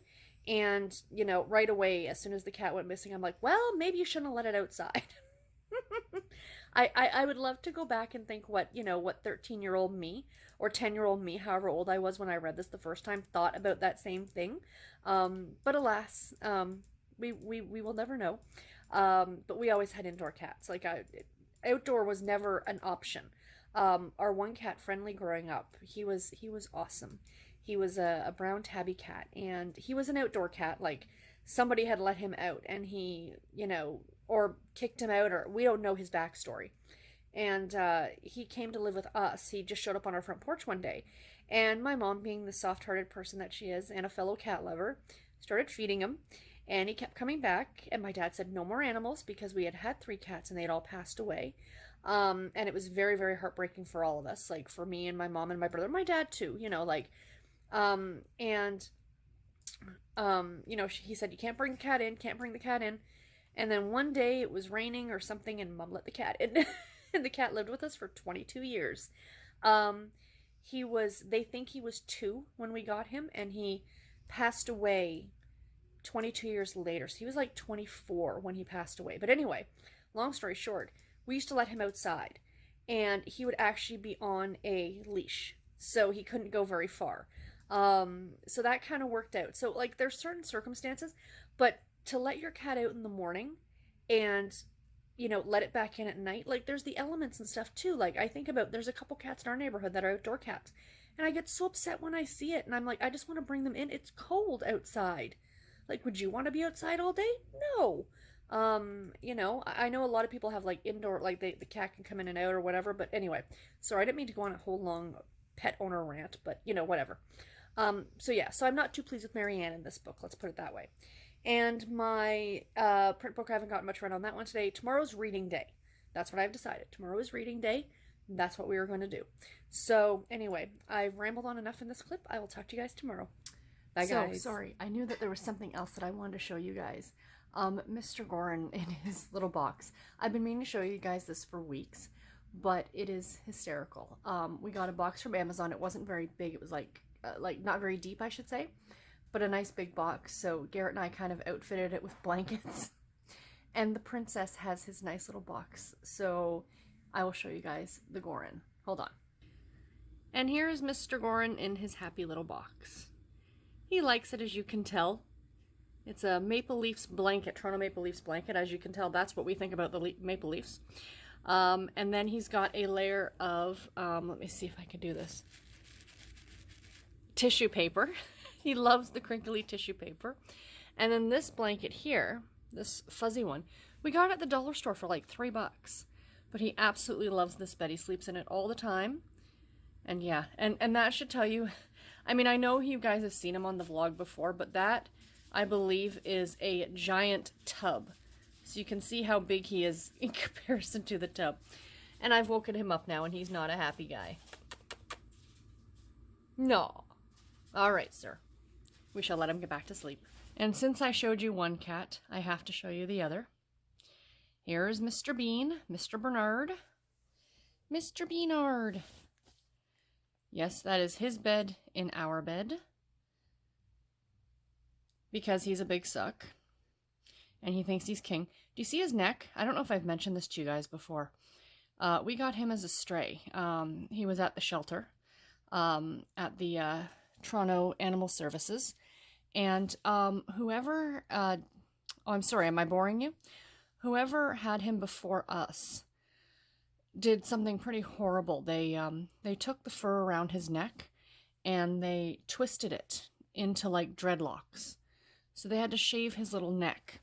So they said to us it would grow back, but we had another cat that had trauma and had to be shaved because of the trauma. Oh, now he's going to leave. Sorry, there I was telling a story and the cat took off. So anyway, he had trauma. We had another cat that had trauma and had to be shaved.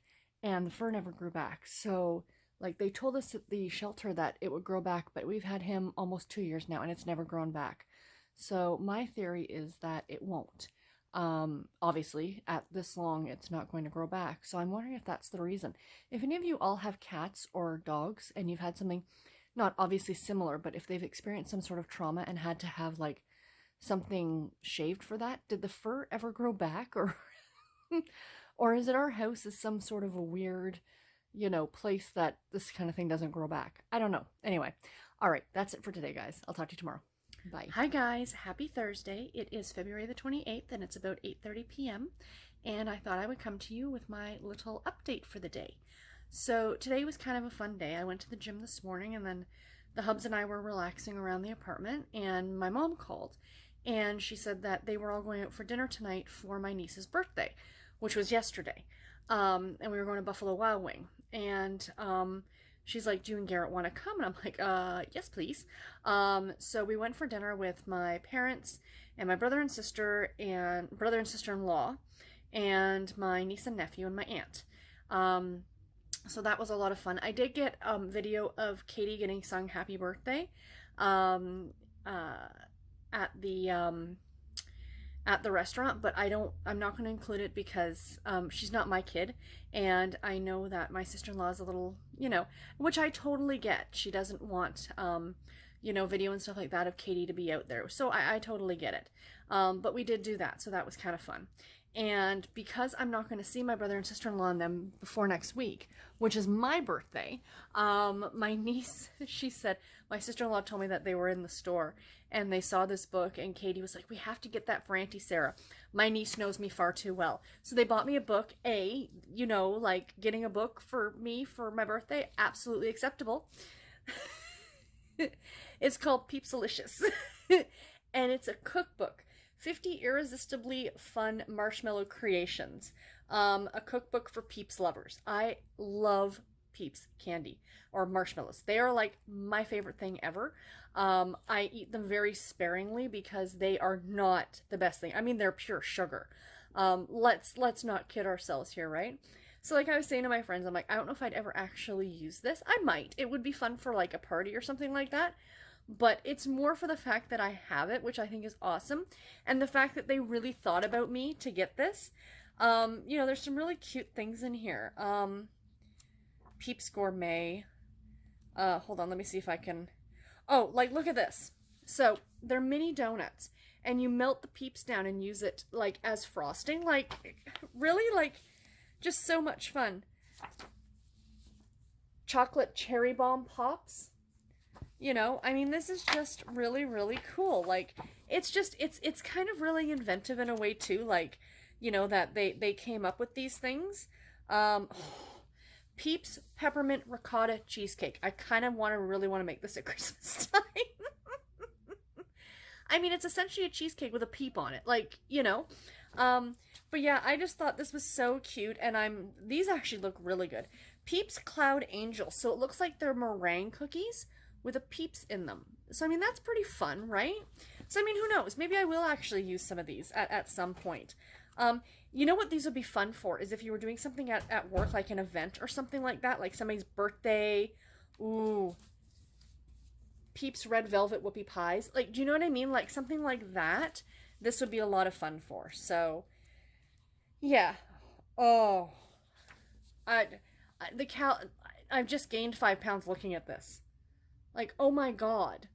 That is a Peeps S'more brownie. Like, oh my god. What a brilliant idea to use Peeps for s'mores. I think so anyway. So yeah, so that was kind of fun. So that was my little birthday present from my niece and my nephew and my brother and sister-in-law. So, you know, I mean, we really don't get each other presents. I mean, of course I actually gave Katie money for her birthday. She's 9, and I honestly didn't know what else to get her. My mom got her a gift card for her iPad so she could buy games and stuff. She loves to play games on her iPad. But I know they're planning a trip to Disney World in the fall, or late summer, early fall. So I gave her money because I thought that way she can put it towards her trip. So that's the game plan. But yeah, dinner was good. Ate way too much. Oh my gosh, I always eat too much when we have takeout or when we go to a restaurant, because Garrett and I don't really go to restaurants all that often. So that was nice. So anyway, reading update for today. I finished the 2 books that I wanted to finish today, so I have no idea what my month-end count is. I have to do my update on Goodreads, but I wanted to sit down and record this first before I did that. So first of all, I finished the X-Files, the anthology, The Truth Is Out There. I loved this. I'm giving it 4.5 stars. And yeah, I've talked about this over the last couple days. Again, I will say it again. If you are an X-Files fan, read this book, or read these anthologies, because they are a lot of fun. The reason it's getting 4.5 stars instead of 5 is because not all the stories were great. I originally said I think that I was going to go through on Goodreads and like list each individual story and give it a rating. I'm not going to do that because a lot of them I flew through pretty quickly, and you know, nothing stood out as being exceptionally great. They were all really good. There were a couple that I liked a bit better than others. And the other reason, so like, you know, 4.5 stars, I think that's a pretty good rating. The other reason, though, is because Krychek was not in any of these stories, and I'm very disappointed. Yes, I am a huge X-Files fan. Krychek was always my favorite character. I don't know why. Really good, easy on the eyes. I mean, so was Mulder, but Krychek just... I liked him a lot. But yeah, he got a passing mention in a story. And I was like really disappointed that that he wasn't in a full story of his own, or at least a side character. You know, the cigarette smoking man was in there, X was in there, Doggett made an appearance. You know, so like Skinner, of course, which was so funny because I'm listening to this over the last few days, right? And then I was watching an episode of CSI from season 6, and the guy who plays Skinner in the X-Files shows up in an episode of CSI. And it was just so weird that I haven't watched the show in like well over a year. Like usually I rewatch the show every few years. Like I'll watch through the entire run of the series. But I hadn't done this in a while. And then all of a sudden, as I'm listening to the audiobook, he shows up on a CSI episode. So I thought that was kind of fun. Yeah, I mean, he makes appearances in some of the stories and stuff. The authors, like I said, the stories were really good. You know, it was... And I found an interesting observation. I found that a lot of the authors, you can tell, were big fans of the show, because a lot of the stories, they got Mulder's really dry humor down pat. You know, there were some great one-off one-liners from Mulder that were so true to his character. And, you know, really, really like that. I know one of the names that stands out to me for authors, when I read through the original author list, I was like, I'm not sure I recognize any of these names. Like in the first anthology, Heather Graham did one of the stories. But in this one, Rachel Kane does one of the stories. And I know she writes a paranormal... Is it a YA series? I'm not sure if it's a YA series or not. I know Karen from Rather Be Reading was reading through this series. But her story was really good. I really liked it. But yeah, so again, if you're a true X-Files fan or you just like sci-fi, I think you'd really appreciate this one. But I really do think that this is something you need to kind of be familiar with the show to really enjoy, because of the mythology and stuff like that that's reminiscent in the show, or from the show. So yeah, so that was really enjoyable. So the other book that I finished today was Chocolate a la Murder. Again, why can I not remember the name of this author? Last name is Weiss. And this one I'm giving 4 stars to. I really, really enjoyed it. This was a great cozy mystery. Like I said yesterday about the cozy mysteries, like it checked all the cozy mystery boxes. You know, single woman, owns her own business, kind of wacky friends / relatives, dating the local police officer. There is a cat, you know. So essentially this guy who owns a chocolate shop is murdered, and she's the one who finds the body. And then she starts getting stalked, and you know, her life is kind of in date. And yeah, there's a hit and run, an almost hit and run. So her life is in a bit of danger, and you know, she's running this paranormal museum, which I think is really, really fun. It's a really fun premise, and I think the most fun thing in it is that she doesn't necessarily believe in the paranormal, but yet she runs a paranormal museum. So that part of it's kind of fun too. But this was really, really well written. I read this one for NetGalley, and I absolutely recommend that you go ahead and pick it up if you like cozy mysteries. This is the second, I think, in the series, so I do want to go back and read the first one, excuse me. And yeah, I'm looking forward to that one. So anyway, that's pretty much about it. The only other thing that I got a little bit of reading done on today was Marianne and the Search for Tigger. I was really kind of focusing on those other 2 books to get them done for the end of the month. Still have not picked up my 40 Years of Harlequin book. No, I can't say that. I did. I read 3 or 4 chapters of it today, but I'll update you guys on that one a bit more tomorrow. And when I've gotten a bit more read on it. But Marianne and the Search for Tigger. Again, I wish I could go back and talk to 10-year-old me and see what I thought about it back then, because I'm getting so annoyed. Like, at Marianne, I'm like, you're dumb. So I mentioned yesterday about the whole letting the cat out thing, for 1. For 2, so the cat's gone missing. It is what it is. So they decide to put up, you know, missing posters, which I think is a great idea. And then Claudia's like, oh, I'll draw a picture of Tigger. And I'm like, oh, maybe they don't have a picture of Tigger. And then as they're going through it, she's sending Marianne back to her house to get pictures of Tigger to draw up the drawing. Why don't you just use a picture of the cat? Why would you go buy a drawing of the cat? I mean, yes, it's very nice that your friend's a very good artist, but I'm sorry. I would want like a true life photograph of the missing animal. Maybe that's just me. So yeah, so I don't know. It's the little things. I know these are not meant for somebody my age, and I totally get that. But I am enjoying going back through this series. It's been coming for the last few books that the next book is the one where Claudia's grandmother passes away. And I know that's going to be a really hard one.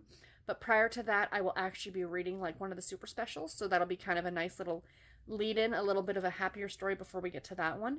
But I'll talk about this all in the next week or so once I eventually get to that book. But anyway, yeah. So instead of me just sitting here rambling, I will let you guys go, and I'll talk to you tomorrow. Bye, guys. Hi, guys. Happy Friday. It is March the 1st. It is the very first day of March Mystery Madness. I just came off a live YouTube live stream with Elizabeth from Lizzie Faye Loves Books, and Kay was there as well. So we were chatting with a whole bunch of people, which was really, really fun. If you guys didn't see it, I will leave a link to it in the description box below, so you can go ahead and watch it even though it's not live anymore. But yeah, it was a lot of fun. We talked about all of the challenges that each individual channel is doing and things like that. So I really enjoyed it. I do plan for the weekend of the Create Your Own Readathon this month in March to do a live stream on my channel. I don't know whether I'm going to have other people on it or not, but kind of just a check-in.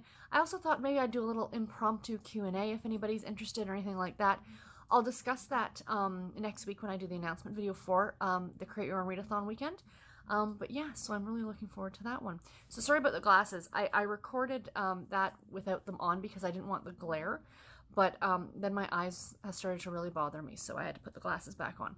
So a lot to get through in this little clip right now. Oh, let me reach back over here and grab this so I don't forget it. So reading update for today. Like I said, it's the very first day of March Mystery Madness. So we started off with some of my books for my March Mystery Madness TBR. And the first book, I'll start with my audiobook, and I am listening to Some Enchanted Eclair by Bailey Cates. This is the 4th book in the Magical Bake Shop mystery series, and I do love this series. It's about a group of witches who run a bakery. Actually, it's about an aunt and a niece who run the bakery, but they belong to a unofficial coven. They call it the Spellbook Club, and they meet. And of course, because it's a cozy mystery, there's dead bodies. This series takes place in Savannah, Georgia. It's narrated on audio by Amy Rubinate, and my library has all of them on audio, and they are delightful. She has a little dog named Mungo, and there's a cat called Honeybee. That's her aunt's cat.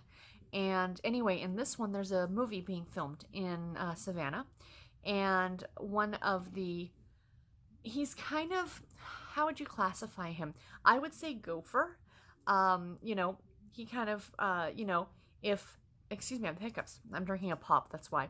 If the lead actors in the movie, like, you know, all of a sudden they want a certain kind of flower in their dressing room, or they want a certain kind of food on the craft table, you know, he's the one who makes that happen, kind of an idea. And he's found murdered. And, you know, the story kind of goes from there. So I'm actually about 73% of the way through this. It's not a terribly long audiobook. It's about 7.5 hours long. So I got a good chunk of it listened to today. And obviously I will be finishing it tomorrow. It is a library book, which is why I'm starting with this one. Same as my current ebook, which is The Cat Who Saw Red by Lilian Jackson Braun, book number 4 in the Cat Who mystery series. I've talked about the series before. I am a huge fan of it. I just absolutely love it. This is about a man by the name of Jim Quillerin, and he is a reporter for the local newspaper in the city. He came from Chicago, and he now lives in the city, but it's never named. But you kind of get the idea from the location, from different books and stuff, that it could be Detroit that they're talking about. I think because the author worked in Detroit for a number of years, and, you know, she probably used the city itself for inspiration. Like I said, maybe it's not Detroit proper, but it's, like, meant to be that kind of an idea. So he's been given a new assignment, and that new assignment, oh yeah, and he lives with 2 Siamese cats named Coco and Yum Yum. And Coco is he's highly intelligent, and he helps solve mysteries. So in this one, what the difference between this one and, like, most cozy mysteries that you read now is that in most cozy mysteries, someone is murdered typically within the first 1 or 2 chapters. In this case, often that point doesn't come out till much later in the story, and in that case, it's very similar to, like, this is what that book is kind of doing.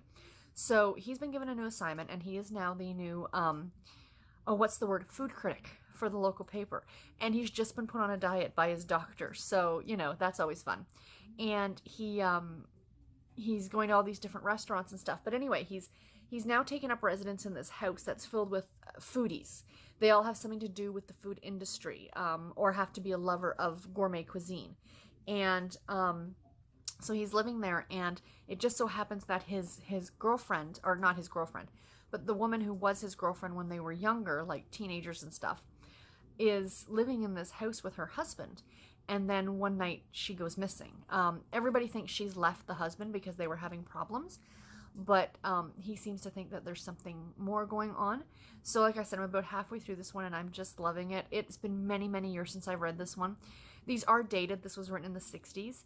So, you know, you can really tell that it is dated, but they are still a lot of fun. And I love the cats. Like, there's this the cat, Coco has learned how to use the typewriter. Like, he'll press on it with his paws, and he spelled out the word dog. And Quill was telling his friend at the press club, you know, the cat spelled out the word dog. And his friend says, "Oh, good, keep teaching him, and maybe he can start writing your articles for you." It's such a delightful series. And it's funny because I know Elizabeth has read through all of them, so we kind of were talking about them for a minute or so in the live chat. And much like V.C. Andrews, and I think it came up because of Sidney Sheldon, that even though those authors are passed away, they had ghostwriters writing the last however many novels. Well, V.C. Andrews, I think, actually only wrote herself the Flowers in the Attic series. Everything that came after that was written by ghostwriters. And it's funny because when I read V.C. Andrews when I was much younger, like when I was in high school, I didn't like the Doll and Hanger series. I didn't like the Flowers in the Attic series. I much preferred the later ones. The Ruby series I really loved, and to a lesser extent the Oh, what's one that came after that? Melody. I really like that one too. But they were very formulaic. I've never read Sidney Sheldon. I had a friend that I used to work with who just devoured all of his books. But the Cat Who mystery series, the last, I want to say 5 or 6 books were not written by Lilian Jackson Braun, and you can very, very easily tell that they were not the same caliber as the first so many books. I mean, it's such a delightful series. I am reading through it, and I may or may not skip the last 5 or 6 books. I don't know. I haven't decided yet. I will probably read them just for the sake of continuity, but yeah, they're not my favorites. So what else have I gotten some reading done on today? I did get some of my 40 Years of Harlequin Project book read, On the Wild Side by Kate Jenkins. This is the book from 1987. So this one is kind of fun. It's about a woman by the name of Silky. Gotta love her name. And she's younger. She's like 25. And she comes from a very prestigious family, and her family feels like she's not living up to her potential. But what they don't know, like, she works as a morning show DJ, and what they don't know is that while she's been doing that, she's been going back to school, and she's about to become a lawyer. So she's very intelligent. And the gentleman, so her name is Silky, and his name is Clay. He goes by Clay. It's Bar Clay, but he goes by Clay. He is a lawyer, and he's about 10 years or so older than her. And at the very beginning of the book, he is pretty much threatening her that, you know, she needs to stop talking about one of his clients, because I guess this client is in the public eye. And on her morning show, she's talking about the fact that this client is getting a facelift and, you know, kind of mocking him and making a bit of fun of him and things like that. And the lawyer's pretty much saying, you know, cease and desist, you know, stop talking about him. And she comes back with, well, he's in the public eye. So in other words, he's kind of asking for it. So in a way, it's kind of an interesting commentary, especially now in 2019. You know, over the last so many years, we have such a huge celebrity culture going on that, you know, stand in any supermarket checkout line and, you know, you see all these stories, fact and fiction, about all these celebrities, and, you know, all their troubles and all their everything seems to get splashed across the front pages. And like she says in the book, she's like, well, they're in the public eye, you know, he should expect it. But should they? It kind of makes you step back and think, yeah, you know, they deserve their privacy. Everybody deserves their privacy, you know, regardless if you put yourself out there or not. So far, you know, it's pretty much they've actually now met face to face. They've been conversing over the phone and through letters, like, I almost said emails. No, it was 87. I'm sure there were emails, but they weren't for the public use. You know what I mean? But yeah, so far I'm enjoying it. And I am hoping to get most of it finished this weekend. And then I haven't read any more of the Babysitters Club book today. I will read some of that tonight before I go to bed. Oh, the other exciting thing. For those of you who get ebooks off of the Harlequin website, you may know that they introduced a new reading app a few months back called Bookshout. And I was a little perturbed because I had Bookshout on my Samsung tablet, which was fine. And I also have it on my cell phone, which is great. But with my new Kindle Fire, it wasn't in the App Store, and I was getting a little annoyed. And I was on the website this morning, on the Harlequin website, and I thought there's got to be a way for me to be able to download it for the Kindle. And I realized that you can. There's a few more steps. You don't just go to the App Store and hit install and it's hunky-dory. There are some steps to doing it, and it took me a few minutes, but it's now on my Kindle Fire, and I'm so happy because I've been buying ebooks, off of the Harlequin website since about 2015, early 2015. So I have amassed a good number of books. And now I'm happy I have access to them again. I always had access to them. If I really want to read them, I can read them on my tablet, or I can read them on my phone. But like that, I take it to the gym, right? And I didn't want to take this because it's heavier, it's more expensive. You guys know. And so that's like my cheaper kind of tablet version to be able to take with me. And anyway, so I'm really, really happy about that. My only qualm now with Harlequin, and I'm so annoyed at this, is that they don't take anything except for credit card payments. Like if you're buying an ebook, even if you're buying print books, you can have them do this bill me feature, where if you spend less than $50 and you're buying physical books, they will mail them to you, and then you can send them either a check or a money order or pay via credit card over the phone. But for ebooks, you don't have that option. The only option you have is Visa or MasterCard. And I have a Visa debit card, but because it's a Canadian site and I have a Canadian Visa debit, it doesn't accept it. I really, if anyone from Harlequin is listening to this, can you please accept PayPal? Because I would buy all the things. You know, I really love it because I get the emails every single week from Harlequin. And it's like, this week it was like a surprise 40% off sale, 40% off your whole purchase. I would have bought a bunch of stuff on there, you know, but unfortunately I couldn't because I can't pay for it. I mean, I have the money, but you guys won't take my money. Do you see the problem? So yeah, so that's a little bit frustrating. But anyway, yeah, so that's my little rant for this vlog. Speaking of Harlequin, should we open our next 40 Years of Harlequin book? I think we shall. 1988. 1988. The 9th book, I think, now? That's super exciting. So let's open it. It looks a little bit thicker, so let's open it up and see what we got in here. I have no idea what this could be. And it is... Ooh, it's an old historical. Ooh, this is exciting. I love the title. Satan's Angel. And this is by Kristen James. A Harlequin, like I said, a Harlequin historical. I have no idea what number it is. Is that the number on the side?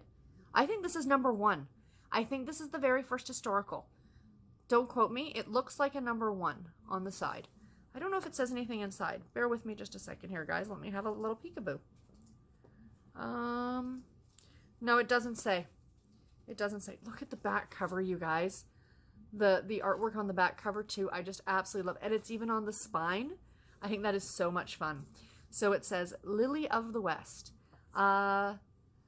Slater was a Texas Ranger, and the only law in the land where men were men and women were loose, except for Victoria Stafford. Victoria was like a flower in the desert, soft and lovely, in a way that threatened any man with a healthy fear of being fenced in. She was his last choice for a partner, but she was all he had. Their search for her cousin took them through country as rugged and untamed as he was, but with the wild beauty so like Victoria herself that along the way he lost his heart and began to dream of fences. Sounds good. Wow. Look at the makeup. Pretty sure that wasn't standard in, you know, American West times. Does it tell you what year at the beginning? No, it just says prologue. Sorry, another little quick rant. With historical novels, put the dates in at the beginning of these things. I'm sure it's probably like the 1840s or something like that in like Arizona territory or whatever. But that's a pet peeve of mine. Sorry, but it is. So yeah, so that's going to be my next Harlequin book. So, excuse me just a second. I said I was drinking pop. We went to Burger King tonight for dinner. I know, so healthy, right? After having takeout last night, tomorrow night's going to be a salad and carrot sticks for dinner. Before I get on the scale on Sunday morning. So, pardon me. I bought some books this week, you guys. I bought a bunch of books this week, you guys. I bought 22 books this week, you guys. So, we're going to go through my digital book haul for the week. So, I've got them all written down right here on my tablet. So, let me go through them all. Again, I do not know a lot about all of these, but I will tell you where I got them from in case you are interested in picking any of them up for yourself. They will all be listed in the description box below, so you can go and check them out for yourself. And I don't know if I mentioned this, but I'll mention it every week in case I get new people watching these. When I say these are part of a deal or a monthly deal, I do not know if that deal is for both Canada and the US. Now, I am in Canada, so these are what's on sale in Canada. Now, I know sometimes I will get the Smart Bitches Trashy Books podcast. I've subscribed to their email newsletter, and every Friday they send out, you know, the books that are on sale. And sometimes I will see a book and I'll be like, ooh, I want it. And I'll click on it and go to Amazon. But it's on sale on Amazon in the US, but not in Canada. So I cannot confirm if all of these will be on sale in Canada and the US, or even worldwide, for that matter. So, the first one. These first couple books, these first 2 books, I saw on Instagram, and the authors had posted that, you know, these were on sale. So the first one was a brand new release, and I believe it's on sale for a week, and I think I saw this on Wednesday. So if you guys are watching this early enough, you might be able to grab it. It's Sunkissed Day by Samantha Chase. This is the the 0.5, so, you know, like the intro kind of book to the Magnolia Sound series, and it's a contemporary romance. The cover just looked awesome, and I think it was like 99 cents or something like that. So if you're interested, check that out. Samantha Chase is a good author. I've been hit or miss with some of her books, but I enjoy them. The next one, like, I was scrolling through Instagram, saw that one, went and bought it, went back to Instagram, was scrolling another couple more posts, and then saw this book was on sale, and it's A Notorious Vow by Joanna Shupe. This is book number 3 in the 400 series. So this is a historical romance set in Gilded Age New York. And yes, I have not read any of these yet, but I'm super excited. She was one of the authors in the How the Duke Stole Christmas that I read last year, the historical fiction anthology, or the historical romance anthology that I read, which I loved and I totally recommend to everybody. The next one, I just happened to notice these next ones on sale. As Good as the First Time by K.M. Jackson. This is book number 1 in the Sugar Lake series. It's another contemporary romance. This one just looked really pretty. And I have a thing with locations on covers of books. They're like, I love something with a pretty location, like a house or a scene. I don't care if I see the people. I want to see a pretty scene. And this one stood out to me. And the next one is Taming Him by Kennedy Fox. This is book number 1 in the Bishop Brothers series, another contemporary romance. But this one, I've heard a lot about Kennedy Fox from a lot of different people. I think mostly from Jessica from Peace Love Books. And I saw this one on sale. It might have even been free, or like 99 cents. So I decided to give it a try and check it out. Obviously, it's probably going to be on the spicier side, judging from that cover. The next 6 books I got are all from NetGalley. I got a whole bunch of books from NetGalley this week. I wasn't requesting a whole bunch. Some of these were requested like last week or even the week before, and they just all this week just so happened to come in, so I'm super excited about all of them. So these will be coming out in the next few months. I'll be reading them, so you guys can be on the lookout for my reviews of these. But the first one is Husband Material by Emily Belden. This is a women's fiction novel. I believe it's about a widow and her finding, love again after her husband's death. So that one sounds good. Next one is Postcards for a Songbird by Rebekah Crane. This is a YA romance, but the cover I really fell in love with, and the description of this book sounded really good, so I had to go ahead and pick that and ask for that one. The next one is The Little Guesthouse of New Beginnings by Donna Ashcroft. This is another contemporary fiction novel, and it looked really good. It comes out this month, or it comes out in March. March or April. I can't remember. It's either late March or early April. Excuse me. Sorry. So this one I'll actually be reading this month. I've added this one to my TBR this month, so you guys will see me reading this probably later in the month. The next one is A Summer to Remember by Sue Moorcroft. This one is another chick lit novel. It looks really cute. Her Texas X by Kathleen Gabrera. This is book number 1 in the Dangerous Delaney series, and it's another contemporary romance novel. I am a fan of Kathleen Gabrera's work.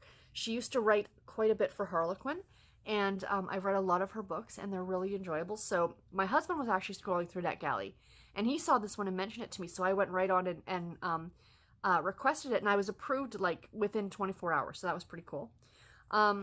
This one, guys, I can't believe I actually was approved for this one. I legitimately could not believe it. I was just shocked. I was so thrilled. A lot of the times I'll request some of the bigger name books, like bigger name authors like a Susan Wiggs or a Susan Mallory or something like that. And 99.9% of the time I get denied, but I still request it anyway. It doesn't hurt to ask, kind of an idea, right?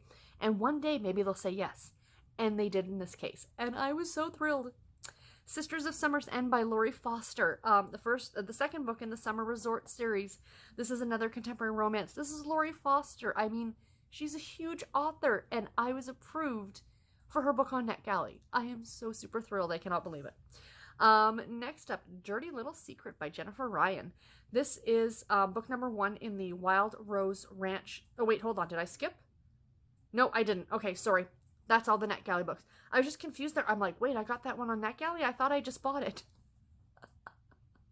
I think it's time for bed, you guys. It is almost 11 o'clock at night, by the way. I don't think I told you what time it was. So the next one is Dirty Little Secret by Jennifer Ryan. First book in the Wild Rose Ranch series. This one is a contemporary romance. This was on my wish list, my huge wish list on Amazon, and it had a massive price drop. I think it was down to like $1.99, so if you're interested to grab that one, go right ahead. The next one, another one, these are the ones that I kind of sorted my wish list. is Taking It Easy by Erin Nicholas. Erin Nicholas? Yes, Erin Nicholas. The Boys of the Big Easy book number 2. Another contemporary romance. So this is a series set in New Orleans. This one was free. It was like $7.99 and went down to free. So if you're interested, go ahead and grab that one. And the rest of these, except for the last 2, are all part of the March Kindle monthly deals.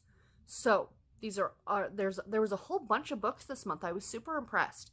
A lot of Harlequins, a lot of intrigues, and a lot of love-inspired suspense.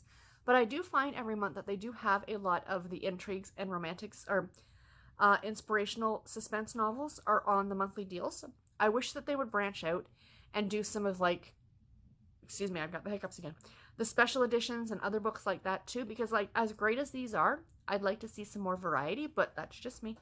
So the first one is All the Little Lights by Jamie Maguire. This is a YA romance. I had this one. This one just looked interesting. It was about 2 people, like 2 teenagers who knew each other when they were little kids, and then they moved apart from each other, and now they've met back up again, and kind of how they're navigating their relationship now. Looked really, really cute. The next one is Two Dauntless Hearts by L. James. This is book number 2 in the Mission 6 series. This is a Harlequin, I think this is an intrigue. It is a romantic suspense novel. Next up, Where the Road Takes Me by Jay McLean. Another YA romance. I've got a bunch of YA books lately. I'm really, really enjoying the YA contemporaries, I have to admit. And this one looked really cute. A Week to Be Wicked by Tessa Dare. This is book number 2 in the Spindle Cove series, a Harlequin romance. It's a Tessa Dare. As soon as I saw it as a monthly deal, I immediately picked it up. I do add all the books that I find. I think there was something like close to 50 of them that I saw this month that I add to a separate folder, like a separate wish list on Goodreads. And each Friday, when it's book buying day on Friday, I pick 5 or 6, and I pick them up. If I don't end up buying everything off that list at the end of the month, the rest of the books just get added to my wish list, and that's how I work it. Next up, Mission to Protect by Terry Reid. This is a Military Canine Unit book number 1.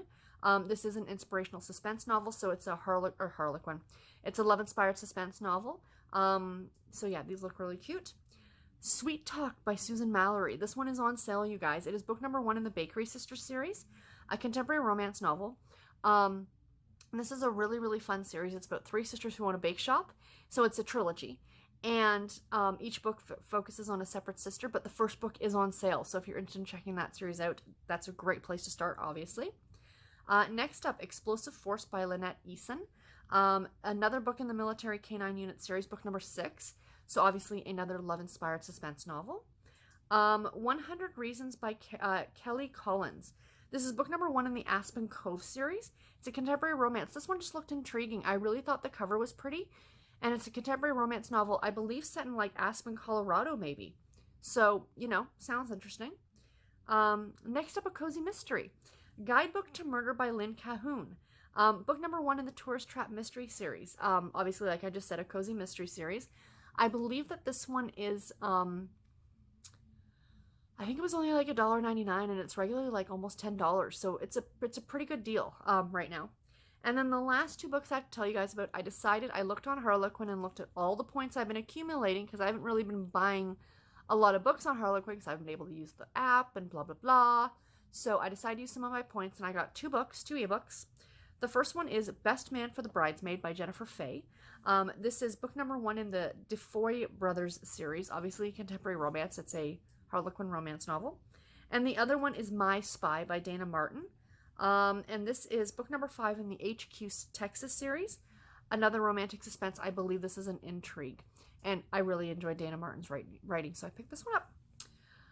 So anyway, guys, very long clip. I do apologize, but I had a lot to talk about. Usually the first clip and the last clip tend to be the longest. But I do hope that you guys enjoyed this vlog. And like I said at the beginning of this clip, please keep your fingers crossed for me, pretty please. And send me good vibes on Wednesday. And I will talk to you guys all in my next video. Until then, take care and happy reading, everybody. Bye.